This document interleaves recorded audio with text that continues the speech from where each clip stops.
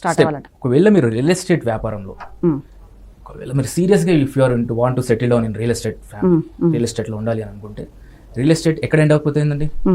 మామూలుగా ల్యాండ్ అనేది కొనుగోలు కానీ ఏదైనా ఎక్కడ ఎండ్ అప్ అవుతుంది లాస్ట్కి? Which office? Sub registration office దగ్గర ఎండ్ అప్. అవును, sub registration.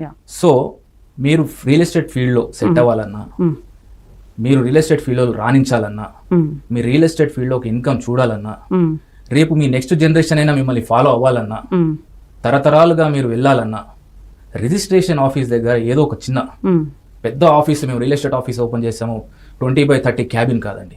Real estate office దగ్గర మీకు బాత్రూమ్ సైజ్ క్యాబిన్ ఉన్నా కానీ కూడా 4x4 క్యాబిన్ ఉన్నా కానీ కూడా you can earn the money.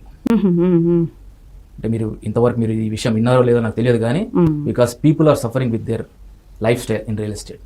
వాళ్ళ గురించి వాళ్ళు రియల్ ఎస్టేట్లో రియల్గా రాణించాలంటే settle down near sub registration office లేకపోతే మండల ఆఫీస్ దగ్గరను మీరు కెరియర్ని స్టార్ట్ చేసుకోండి. మీరు ఎలా కెరియర్ని స్టార్ట్ చేసుకోవాలి అని అనుకుంటే అక్కడ వ్యవస్థను అర్థం చేసుకోండి. ఇప్పుడు ఎందుకంటే ఈ విషయాన్ని ఎందుకు చెప్తున్నా అంటే అన్ని రోజులు ఒకేలా ఉండేయండి. ఒక్కొక్కసారి కొందరికి బ్యాడ్ టైం వస్తుంది. సో నాకు ఉన్న సర్కిల్లో చాలా మటుకు రిజిస్ట్రేషన్ ఆఫీస్ చుట్టూ జనాలు చూసిన క్రమంలో ఆ ఫీల్డ్లోకి రావాలి అని అంటే ఐదర్ మీకు ఆల్రెడీ ఒకరు తెలిసిన వాళ్ళని ఉండాలి, లేకపోతే మీరు అక్కడ ఉన్నటువంటి వ్యవస్థలో వాళ్ళ దగ్గర పనిచేస్తూనే ఉండాలి.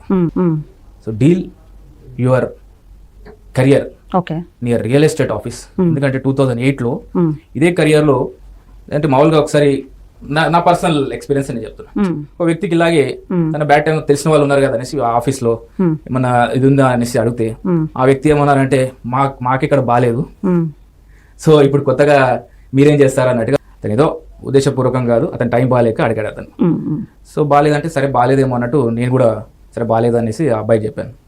కానీ దాని తర్వాత ఒక 4-5 years తర్వాత వాళ్ళ వారసుడు వచ్చాడు. సో నాకు అప్పుడు అనిపించింది అనమాట, ఓకే ఈ ఫీల్డ్లోకి హైరార్కీని ఇంట్రడ్యూస్ చేస్తున్నారు, కొత్త వాళ్ళు రావట్లేదు.